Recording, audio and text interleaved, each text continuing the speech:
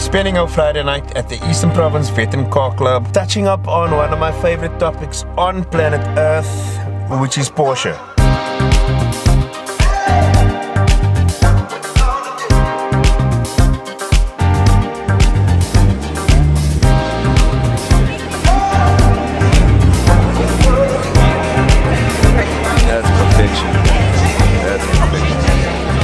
This is my size, 9 to 8 S's, well, 9 to 8. You get that sound on the door.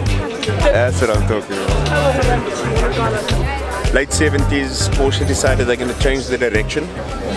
They're going to try something different to replace the 911s. So they come with a completely different layout, transaxle layout, front engine, gearbox at the back, rear wheel drive. It wasn't as successful at the time as they had hoped, but it panned out right. The values of the stuff's going up hugely at the moment. The thing is with Porsche, there's such a huge shadow left by the 911. You can't actually say left because it never actually left the scene, but it was intended to. And that's where the problem comes in. Being a 911 freak, I sometimes feel like I'm cheating on the 911 with the transaxle cars. Transaxles being front engine, rear gearboxed and rear driven vehicles. The transaxle story actually started in 1976 when Porsche introduced the 924, which was a big departure from the 911 and Porsche in general's rear engine air-cooled roots.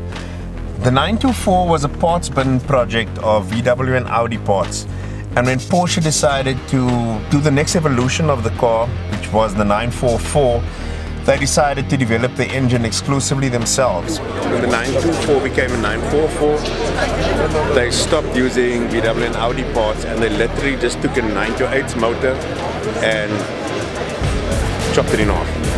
The 944 itself evolved into the last evolution of the four-cylinder transaxles, which is the 968, which is such an unsung hero in the Porsche lineup.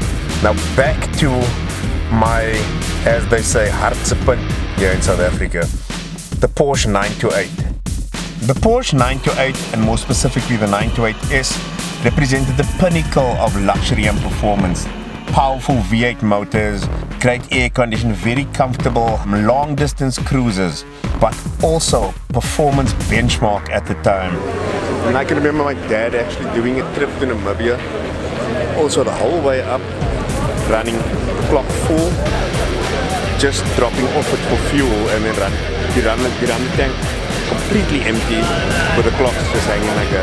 The 928S once again proved Porsche's legendary reputation for effortless speed and reliability. In 1982, the 928S set an average speed of 251 kilometers per hour for 24 hours. This speed equated in deceleration and acceleration for the 30 refuelings that were required. The smaller transaxle cars are legendary on the racetrack. 944 turbos formed the platform for what can be seen as today's Porsche Carrera Cup, and in the 80s it was immortalized in South African racing by legends like Cyril van der Merwe and Ian Schechter. The big 928S's proved themselves handy on the racetrack as well, placing well at the Le Mans 24 hours and Nürburgring 24 hours multiple times. And then you go all the way back to the beginning of the transaxle story, the 924. It was mind-blowing what the 924 Carrera GTRs did in 1980 at the Le Mans 24 hours. These were transaxle small sports cars which finished a 6th, 12th and 13th overall. Despite the technical success of the transaxle cars, you could not get rid of the legendary 911. The 911's driving dynamics could not be beaten.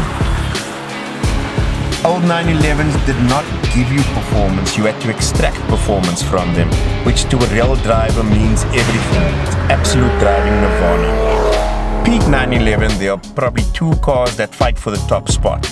Some lean towards the 1972 Carrera RS 2.7, others lean towards the 997 GT3 RS 4-liter. Hopefully one day I get to judge for myself.